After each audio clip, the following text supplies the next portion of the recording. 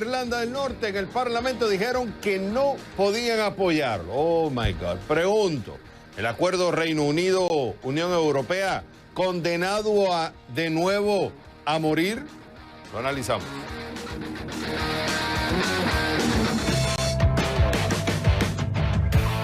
La senadora Elizabeth Warren, líder en las encuestas para ser la candidata presidencial por el Partido Demócrata, ha estado evadiendo la pregunta si su costoso plan de salud para todos, que se estima en unos 32 billones, trillion in English, en 10 años, va a subir el impuesto a la clase media.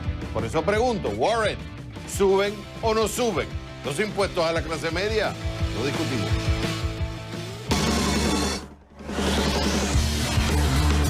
Uno de los investigadores que ganó el Premio Nobel de Economía mostró que regalar textos y comida no fue tan eficiente como mejorar los métodos de enseñanza en Kenia. Por eso pregunto, ¿la pobreza se ataca regalando dinero? Lo analizamos.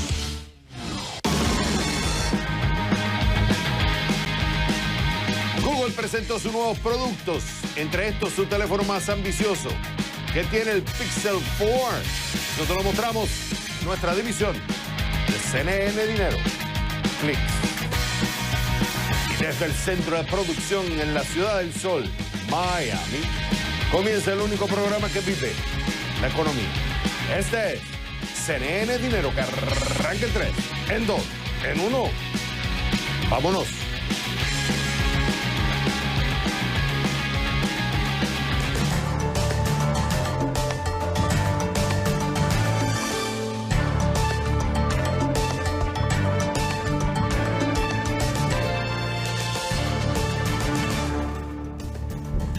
Hola mi gente y bienvenidos a CNN Dinero.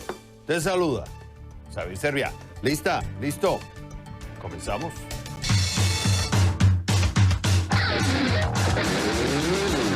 Oye, apenas el primer ministro británico anunciaba acuerdo con la Unión Europea sobre la salida negociada del Brexit, sus aliados de Irlanda del Norte en el Parlamento dijeron que no podían apoyarlo.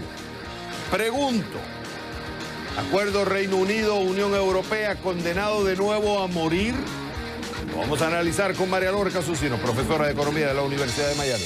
María Lorca, es un gusto tenerte en el programa. Oye, nos levantamos esta mañana, yo recuerdo, breaking news, Boris Johnson por un lado, Juncker por el otro, hemos llegado a un acuerdo, todo maravilloso, y ya cuando empezaban los analistas a decir, pero eso no va a ser tal así, eso pareciera una luna de miel, pero ya hemos pasado por acá.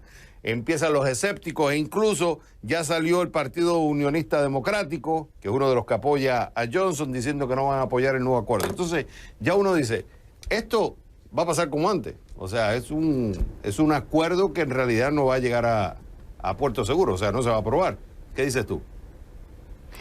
Bueno, pues el día es el viernes, porque vamos a ver, tiene que llevarlo al Parlamento, a Westminster, y ahí tiene que ver si tiene los apoyos suficientes. Tiene que tener en cuenta, como tú has dicho, que tiene absolutamente toda la oposición en contra, incluido 20 de sus propios. Entonces, bueno, vamos a ver. Lo que sí que esta vez es que el señor Johnson ha dicho y le ha pedido a la Unión Europea que en caso de que se le pida una extensión, de que el Parlamento pida una extensión, se niegue la Unión Europea a darla. Y de esta manera, pues la mesa hay dos planes. O aceptas lo que yo te estoy dando, que es lo que he firmado ayer o hoy, o nos vamos a un Brexit duro. Ahora, pero ya Juncker está de salida también. Entonces, él da una salida también política. Dice, bueno, está bien, esto es lo que hay, pero él ya está de salida. Lo cual, por ley, no necesariamente, la Unión Europea está obligada a decir, bueno, este es el punto final y no hay otra negociación. Por eso es que él también tiene una salida de decir, bueno, extiéndeme los días.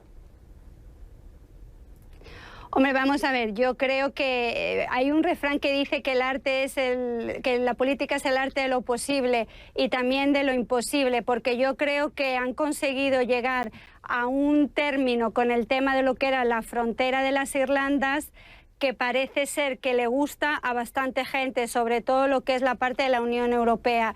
Yo creo que el señor Boris Johnson, si recupera a los 20 que se le han ido, pues puede tener la posibilidad de pasar un Brexit con, digamos, acuerdos. Si no, es que no vamos a un Brexit duro. Ahora, el Partido Laboral, estaba escuchando otros analistas que decían, el Partido Laboral tampoco le conviene aprobar esto, porque si no sería darle una victoria a Boris Johnson. Porque entonces él podría llamar a las elecciones, lo que haría fortalecer la posición conservadora y estarían más tiempo en el poder. Entonces, el Partido Laborista, que pueden haber discrepancias si están de acuerdo en ciertos acuerdos o no, lo cierto es que no estarían dispuestos a apoyarlo tampoco porque le estarían dando una victoria a los conservadores. Hombre, claro, es que aquí es por lo que el señor Boris Johnson está jugando muy duro, porque hemos visto cómo está jugando. Primero hizo todo el tema del Parlamento y después puso contra las cuerdas, digamos, a toda la oposición y se jugó su mayoría y ahí está aguantando. La cuestión está en que qué va a pasar ahora, porque es que si no, tienen que irse a un Brexit duro, que eso es lo que no quiere absolutamente nadie. Entonces, bueno, vamos a ver qué pasa el sábado, pero yo no lo veo claro. Ahora, sí es cierto también que en la Unión Europea también los vientos están cambiando. Entienden que el Brexit es real y que el Reino Unido se quiere ir de la Unión Europea. En 30 segundos, la pregunta que abrió este segmento y que es clave. ¿Está condenado a morir este acuerdo nuevamente para María Lorca Susino? ¿Sí o no? Bueno, pues es que también hay un tema muy importante y es que si si no pasa este acuerdo, se van sin acuerdo y no pagan los 50.000 millones de euros que tienen que pagar, que es algo que eso sería un desastre para los países de la Unión Europea porque tendrían que dividir la cuenta y cada uno tendría que contribuir a ese dinero. Y por otro lado, si lo aceptan, bueno, pues se van y todos están contentos y empezamos con el periodo de prórroga para firmar lo que es el Tratado de Libre Comercio, que sería lo que regiría las relaciones entre los dos. O sea, para ti entonces el Brexit en 10 segundos, el Brexit es o se va con esta negociada o se va por la dura, pero al final sí, el Reino Unido se está yendo de la Unión Europea. Yo creo que ya esto estamos viendo los últimos días. Vamos a ver. Es histórico, todavía falta, pero esto es un divorcio que lleva años, se está viviendo la realidad ahora. María Lorca Susino, ella es profesora de Economía de la Universidad de Miami. María Lorca, fue un gusto haberte tenido en el programa. Cuando regresemos a CNN Dinero, la senadora Elizabeth Warren, el líder en las encuestas para ser la candidata presidencial por el Partido Demócrata, ha estado evadiendo la pregunta si su costoso plan de salud para todos, que se estima en unos 32 billones de dólares en 10 años, va a subir el impuesto a la clase media. Por eso yo pregunto, Warren, ¿sube o no suben los impuestos a la clase media? Vamos a discutir con Tobias Futse, el profesor de Economía de la Universidad Internacional de la Florida, que nos acompaña desde Miami al volver a The Number One, CNN Dinero.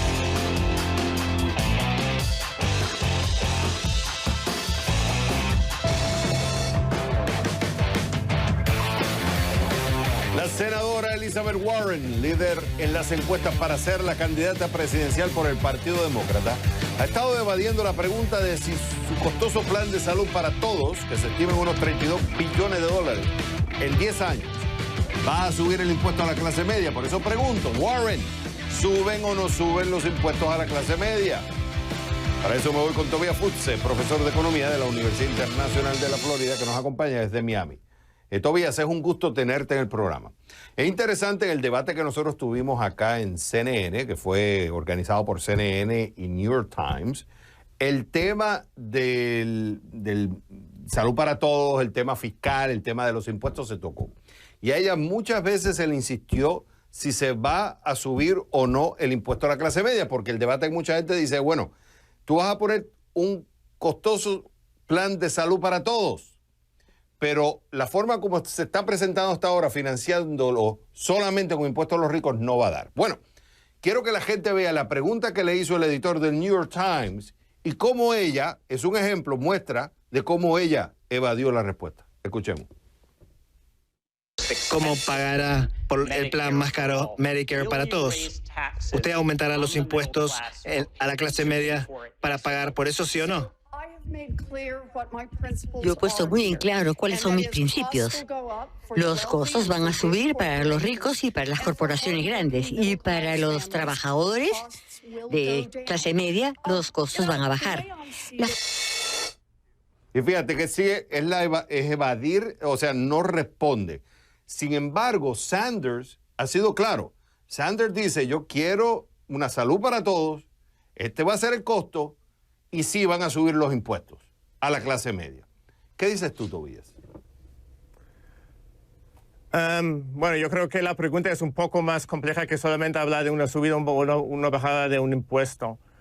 Para empezar, hay que empezar a definir qué es la clase media. En Estados Unidos, el 70% de la población nos seguimos considerando clase media y tanto una persona que gana igual $35,000 al año, pero tiene seguridad en el trabajo y ciertos beneficios, puede considerarse clase media. Por el otro lado, estamos hablando de gente que puede ganar $200,000-300,000 al año y de clase media alta, pero que también sigue considerándose clase media. Entonces, cuando se habla de clase media, hay que definirlo igual un poco más estrecho alrededor de los ingresos medianos de $55,000 al año. Y porque todos esos diferentes grupos se van a ver afectados de formas diferentes. Y la gran pregunta en cuanto al Medicare for All, en cuanto al seguro de salud general, es cómo va a impactar al mercado actual de los seguros de salud, porque casi todos los trabajadores y empleados en Estados Unidos tenemos un seguro que nos paga nuestro empleador y este seguro obviamente tiene un costo. Entonces, sería de esperar que para mucha gente este seguro se quitaría de los beneficios del trabajo y lo que costaban, digamos, $500, $600, $700 al mes se convertirían en ingresos para el empleado y después sobre estos ingresos más altos, después se tendría que cobrar un impuesto considerable más alto para poder financiar este sistema generalizado. Y la pregunta también es de qué forma se va a financiar este sistema. Basado en el impuesto sobre la renta. Okay. ¿Sí? Es lo que te iba a preguntar. ¿Tú crees? Porque fíjate que Sanders dice, sí, va a subir a la clase media. Y pensemos que la clase media puede ser 50. El ingreso promedio de una familia acá son $53,000. Lo que pasa es que la forma como se está vendiendo es que el seguro para todo, el seguro de salud generalizado, va a ser cubierto, porque suena bien, o sea, vamos a cubrir a todos. ¿Quién lo va a pagar? Bueno, lo vamos a pagar con el impuesto a los ricos. Sin embargo, el mismo Sanders dice, no, va a haber clase media, van a tener que pagar impuestos. Ella evita esa respuesta. ¿Tú crees que se va a poder cubrir ese costo que se estima en 32 billones de dólares, trillion in English, se va a poder cubrir nada más con el impuesto a los ricos? No solamente se va a cubrir con los impuestos sobre los ricos, pero obviamente que va a haber más impuestos, pero más impuestos no necesariamente implica que después haya ingresos netos más bajos para los trabajadores o los empleados. Si estamos hablando de una familia con los ingresos promedios aquí en Estados Unidos o los ingresos medianos de 55, 60 mil dólares al año, en función de cómo exactamente se diseña este sistema, esta familia puede terminar pagando más o menos en impuestos, tomando en cuenta el dinero que ahora está pagando el empleador por el seguro privado que está contratando para ellos. Pero la realidad es que si dicen, claro, como tú lo explicas perfecto, pero parece que ella no lo explica así, porque si dice que el impuesto va a afectar a la clase media, mucha gente no va a estar de acuerdo. Y ahí es donde viene el debate. Porque es verdad, puede ser que se beneficie como puede ser que se perjudique, es más complejo, pero lo cierto es que ella sigue evadiendo la pregunta. Él es Tobías Futse, profesor de Economía de la Universidad Internacional de la Florida. Tobías, fue un gusto haberte tenido en el programa. Cuando regresemos a CNN Dinero, la Corte Constitucional de Colombia derribó la ley de financiamiento, una de las legislaciones claves para el gobierno de Iván Duque que ayudaría a recaudar más dinero para el gobierno. Por eso pregunto, ¿sin ley de financiamiento peligra la economía colombiana? Eso lo vamos a analizar con el economista Munir Jalil, desde Bogotá, al volver a The Number One, CNN Dinero.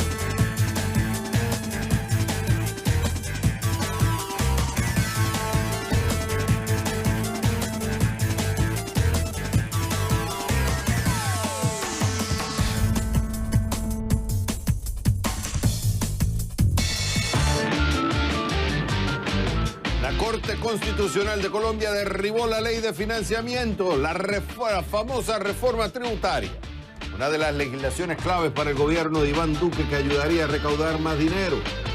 Por eso pregunto, ¿sin esta ley de financiamiento peligra la economía colombiana? Por eso me voy con Munir Jalil, economista que nos acompaña desde Bogotá. Munir, es un gusto tenerte en el programa. Ok, ya la Suprema Corte Constitucional determinó, no ha lugar con esta ley. Pregunto, hay todo un debate si esto va a afectar la economía colombiana, si se pone en peligro. Para ti, ¿qué efecto económico tendría que esta ley no se implemente como se esperaba en el 2020? En principio, también lo importante de todo este debate que se ha alrededor de la reforma y de la ley de financiamiento, pues va a depender mucho del tiempo que le dio la Corte Constitucional de aquí al 31 de diciembre de 2019 para que pueda el Congreso de la República en ese sentido volver a aprobar la ley. Para nosotros y nuestro caso en BTG Pactual es bastante improbable que no se dé una aprobación de este proyecto. Y los anuncios que hemos escuchado tanto por parte del presidente de la República anoche, en una locución alrededor de la medianoche, y los anuncios que también escuchamos por parte del ministro de Hacienda el día de hoy, en donde dice que va a presentar a la mayor celeridad posible el proyecto, creo que van en una dirección correcta para tener solucionado este impasse que se dio pues a la Corte Constitucional al declarar inexequible esta ley. Lo cierto es que el gobierno venía diciendo que para los números que estamos observando este año y sobre todo, como muy bien lo decías tú, hacia adelante, pues tener esta reforma aprobada era vital para empujar la inversión, para que se diera de alguna manera un mayor crecimiento económico. Ok, vamos a coger el escenario de que no pase, porque ahora la tiene que presentar el Poder Legislativo. ¿Qué pasa si el Poder Legislativo no pasa lo que presenta, asumiendo que presenta lo mismo? Exacto, ese punto es súper interesante, aunque es muy improbable, tienes toda la razón, que hay que estudiarlo. Si esa no fuera la situación, lo cierto es que el gobierno sí venía con su programa bandera diciendo que a través de la ley de financiamiento sí se estaba dando un gran empuje a lo que eran los procesos de inversión en Colombia y que se estaba acelerando de manera significativa gracias a esta ley el crecimiento. Nosotros creemos efectivamente que podría haber, en caso de que no se aprobara, una revisión a la baja en el crecimiento económico colombiano en los años venideros, pero no sería tan grande efectivamente como de pronto el gobierno lo dice. Por el contrario, muchos de los descuentos que están programados y que están aprobados inicialmente en esta ley en lo que tiene que ver con descuentos a las tasas corporativas, podrían inclusive generarle al mismo gobierno un incremento en los ingresos fiscales en los años siguientes. Era a través de estos descuentos y el impulso que estos descuentos tributarios podían terminar generando vía inversión en la actividad económica que el gobierno venía anunciándonos pues este impacto positivo de la ley. Munir, me están informando desde Atlanta, tenemos que hacer un corte, tenemos un breaking news importante, nos vamos a ir a México porque hubo un tiroteo. Mario, ¿qué es lo último que tienes? En Culiacán, Sinaloa, se han reportado desde hace más de 2 horas, alrededor de las 3 de la tarde, tiempo local, enfrentamientos muy fuertes entre las autoridades, las Fuerzas Armadas de México, el Ejército Mexicano y civiles armados, presumiblemente miembros de un grupo criminal. Este enfrentamiento es en la zona de Tres Ríos, en donde la población desde estas horas, alrededor de las 3 de la tarde locales, se mantiene resguardada. Hubo escenas de pánico. Hay videos que han sido difundidos por nuestras afiliadas, entre ellas ADN 40, de TV Azteca, y otras también televisoras, donde hay pánico entre la población. Es una situación de inseguridad que mantiene en vilo a muchos ciudadanos de Culiacán y entre otras cosas, se han anunciado por parte de las autoridades locales que la gente se mantenga resguardada y atenta a la información que se dé de manera oficial. Entre otras cosas, también se pospuso un encuentro de fútbol que estaba programado para esta noche entre los equipos Dorados y Local y Atlante. Se habla también de la posible detención de hijos o un hijo de Joaquín Guzmán Loera, alias el Chapo Guzmán, del cártel de Sinaloa. Esto no ha sido confirmado todavía por CNN, ni se ha dado comunicación oficial. También, paralelamente, y no se sabe si por motivo de esta detención o presunta detención, se ha hablado también de la fuga de un centro penitenciario, de una cárcel de alrededor de 20 reos, lo cual también habría provocado enfrentamientos. Es decir, hay mucha desinformación y hay información que está surgiendo por todos lados. El presidente de la República, Andrés Manuel López Obrador, se refirió al tema, habló de que el Gabinete de Seguridad está reunido. Vamos a escuchar lo que dijo el presidente López Obrador. A informar más tarde, lo va a hacer el Gabinete de Seguridad. Están reunidos y ellos van a dar el informe. Pero hay que esperar. Vamos a esperarnos y ahí les van a informar. ¿Fue operación de la Sedena, nada más? Les van a informar más tarde. Hay que esperar y seguimos esperando, Xavier, porque la información es muy importante, mientras la población en Culiacán, por supuesto, está en pánico todavía después de esta balacera que se prolongó durante muchas, incluso horas todavía. Camilo. Como dice Mario, Xavier, es una perdóname. noticia que apenas se está desarrollando. No, tranquilo. Es una noticia que se está apenas desarrollando. Hay mucha información que está corriendo. Nosotros estamos tratando de corroborar esa información, filtrar esa información, entender qué es lo que está sucediendo. Así que iremos interrumpiendo la programación porque es un breaking news en Sinaloa, México. Pero como dice Mario, apenas se está desarrollando, más información va a ir saliendo. Mario, como siempre, es un gusto tenerte en el programa. Sí, cuando regresemos a CNN Dinero.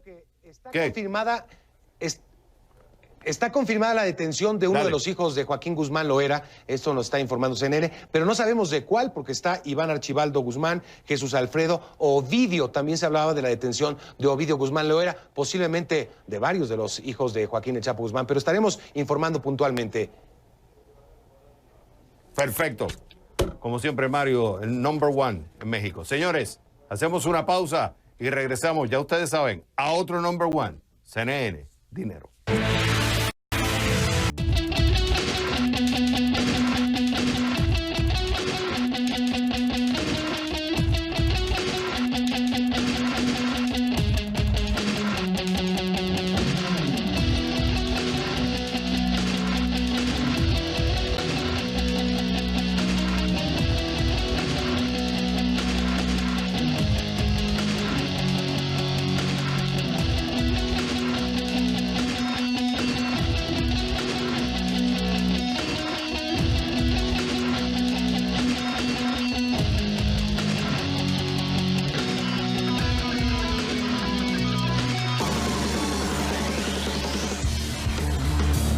Uno de los investigadores que ganó el Premio Nobel de Economía mostró que regalar textos y comida no fue tan eficiente como mejorar los métodos de enseñanza en Kenia. Pregunto, ¿la pobreza se ataca regalando dinero?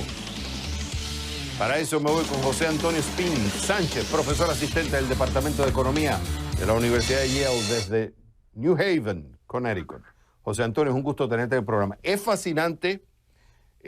No nos vamos a extender mucho en la teoría o en la parte detrás de las investigaciones de estos tres economistas, pero es interesante que, por ejemplo, estaba viendo el caso de Kremer, que estudió extensamente el caso de Kenia. Aquí tengo uno de los tantos documentos.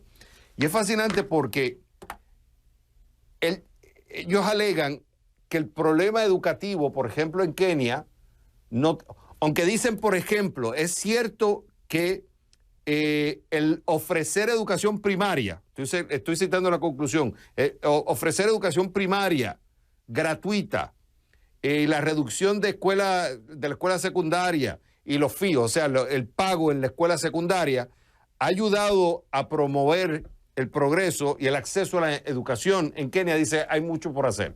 Y aquí empieza, el ministerio tiene que recoger mejor data, hay que preparar mejor a los profesores, hay que hacer las escuelas, los salones más pequeños. Entonces, cuando tú empiezas a analizar y a profundizar, te vas dando cuenta que la solución de dar plata, ese modelo tradicional de que vamos a darle plata a los lugares pobres para solucionar el problema de la pobreza, no está funcionando como tal. Sí, efectivamente, buenas noches, Javier. Efectivamente, las conclusiones de los galardonados de este año son precisamente que no se trata solo de dar más plata, sino de cómo se hace, y hay otro tipo de intervenciones, como simplemente dar información o entender exactamente dónde hay que poner el dinero, pueden ser mucho más efectivas, mucho más coste efectivas que simplemente dar un montón de dinero a los gobiernos centrales. Y es fascinante, no es que no se necesita dinero, y no es que no se necesita ayuda, y no es que los pobres no necesitan ayuda, pero la solución de decir, como muchas veces se resuelve, que es decir, mándale plata, muchas veces esa plata se queda en el camino, se hacen otros ricos, no se usa de forma eficiente, no están los métodos necesarios para medir los resultados. ¿Qué tú rescatarías de estos tres economistas que de alguna forma están trayendo en primer plano un serio problema que es la economía de los países en desarrollo y cómo atacar el problema de la pobreza que aunque ha ido disminuyendo, digamos si medimos la pobreza en aquellos que ganan menos de $1 por día, ha ido disminuyendo, si no me equivoco, del 30% al 10%, todavía existe 1 de cada 10 que creo que se estiman en 700 millones. De alguna forma ellos traen el primer plano que hay otras formas de atacar la pobreza, que hay que recolectar data, la data es sumamente importante y sobre eso entonces atacar los problemas de acuerdo a las necesidades locales, no un modelo generalizado. Sí, efectivamente, como dice Javier, lo que estos economistas han contribuido es cambiar el paradigma de la economía del desarrollo, cómo los académicos, los gobiernos piensan sobre esto, que ahora entendemos que para luchar contra la pobreza no basta con dar préstamos del Banco Mundial o del IMF a los países en desarrollo. No sabemos exactamente qué políticas funcionan, cuáles no, y los economistas han desarrollado un método de hacer experimentos en el campo para ver qué cosas funcionan, qué cosas no funcionan, y no solo pensar que es simplemente dar dinero, sino qué cosas funcionan. Por ejemplo, en el caso de Kenia, las cosas más interesantes que descubrieron es que simplemente con dar más libros de texto, los alumnos no mejoraban las calificaciones, no mejoraban la asistencia. Era la combinación de dar libros de texto y ofrecer horas de tutoría a los alumnos que más lo necesitaban, que sería mucho más barato, y eso mejoraba mucho más la asistencia y las notas de los alumnos. Entonces, la mayor contribución es que no simplemente dar más dinero, tenemos que aprender y seguir aprendiendo en diferentes situaciones cuál es la mejor manera de ayudar con ese dinero y, como decía antes, no solo dinero, sino campañas de información a los familiares, campañas de información sobre qué tipos de productos plantar, nuevas técnicas de agricultura que han probado ser muy, muy, muy efectivas para ayudar a la educación y para aliviar la pobreza. O sea, es un error simplificar el problema de la pobreza diciendo que la solución está en el gobierno, que el gobierno pueda atacarlo o que el mercado lo pueda atacar. Es mucho más complejo, son muchas variables que juegan en la ecuación y eso es lo importante e interesante de estos tres ganadores de premio Nobel, que por cierto son muchos más. Es toda una investigación que hay otros economistas detrás. Por eso, caer en la conclusión de que el gobierno soluciona los problemas o el mercado de la pobreza es una respuesta muy simplista a un problema muy complejo. Él es José Antonio Espín Sánchez, profesor asistente del Departamento de Economía de la Universidad de Yale. Fue un gusto haberte tenido en el programa. ¿Sabías que lugares donde retirarte con $1 millón no es suficiente? Oh, como $1 millón me retiro. Si estás pensando que el $1 millón te va a cubrir el retiro, te decimos en qué lugares ese dinero no te va a alcanzar. Para determinar el alcance del $1.000.000, que es la cifra que usualmente se sugiere necesaria para la jubilación, Smart Assets, una empresa de tecnología de finanzas personales, analizó los gastos promedio de las personas mayores, es decir, la alimentación, el transporte, la vivienda, los servicios públicos, servicios de salud, costos de vida y retornos de inversión en las principales ciudades de los Estados Unidos. La firma usó datos de la Oficina de Estadísticas Laborales y del Consejo para la Comunidad y la Investigación Económica para su análisis. ¿Qué descubrió? No es una sorpresa para muchos. Las ciudades en donde el costo de vida es más bajo, el dinero rindió más. Por ejemplo, Jonesboro, Conway en Arkansas, Wichita Falls, McAllen, Hallingdale en Texas, Memphis, Knoxville en Tennessee, Richmond, Indiana, Muskogee en Oklahoma, Kalamazoo en Michigan. Pero en otros sitios, el $1.000.000 no alcanzaría. Por ejemplo, Nueva York. Ese dinero alcanzaría apenas para poco más de 10 años. Imagínate si dura hasta los 90. En San Francisco, te duraría unos 12 años y medio. En Boston, Massachusetts y en Stamford, Connecticut, estima unos 15 años. Esto apenas alcanza la mitad de los años que se estima vivirían las personas después de jubilarse. Es un buen ejercicio para mostrar que $1.000.000 a veces no es suficiente para el retiro. ¿Lo sabías? Estos son otros breves económicos de CNN Dinero. Mark Zuckerberg dio un discurso a favor de la libertad de expresión en las redes sociales. En un encuentro en Georgetown, el presidente ejecutivo de Facebook defendió su postura de no verificar los anuncios de los políticos en su plataforma. Esto en el marco de las críticas por un aviso de campaña de Trump contra la familia Biden. Juul anunció este jueves que dejará de vender varios productos saborizados en Estados Unidos. La compañía líder de cigarrillos electrónicos dijo que solo mantendrá las líneas con sabor tabaco y menta. La medida apunta a fortalecer la confianza sobre la cuestionada industria del vapeo. Christian Dior es una de las marcas occidentales con mayor proyección en Asia.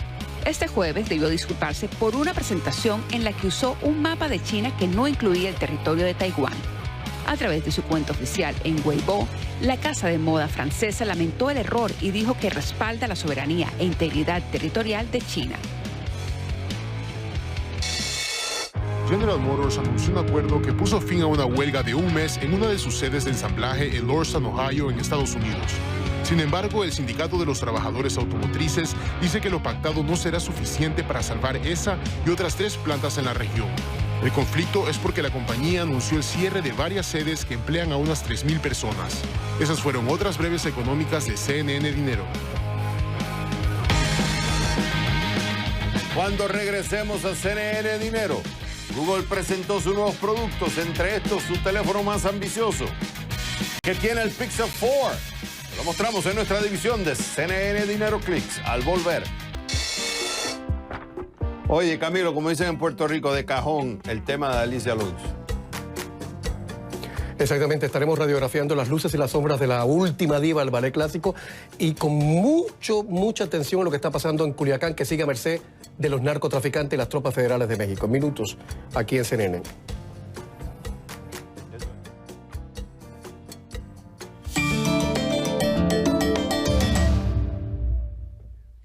¿Quién gana hoy? El CEO de Microsoft. ¿Por qué? Recibe una promoción, un aumento del 66%.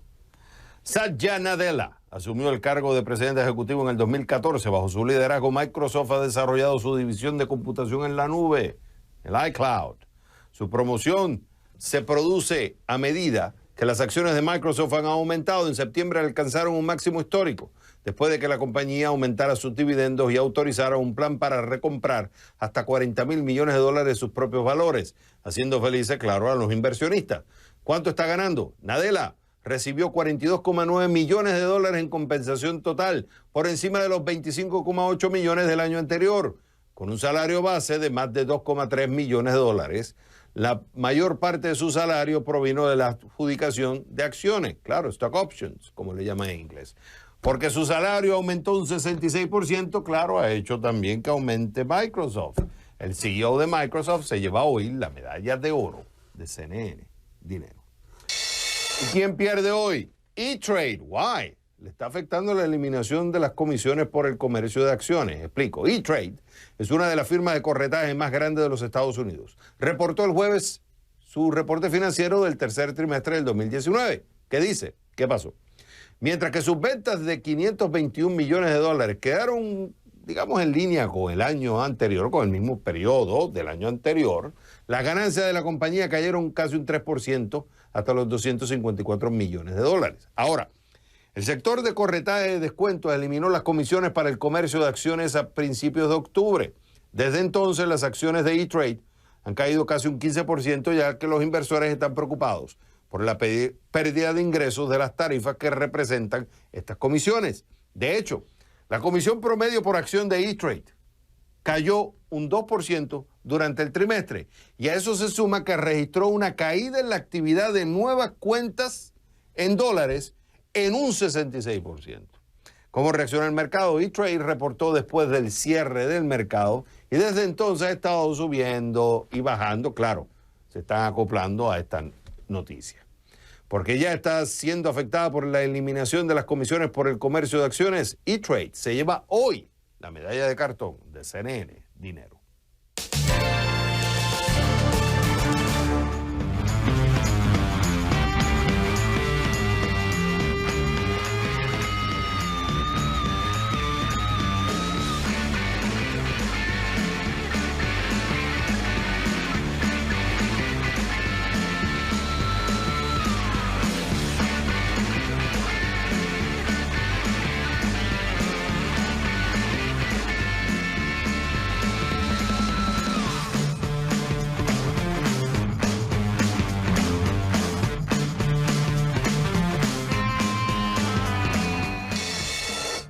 Google presentó sus nuevos productos, entre estos su teléfono más ambicioso. ¿Qué tiene el Pixel 4? Míralo en nuestra división de CNN Dinero, Clicks.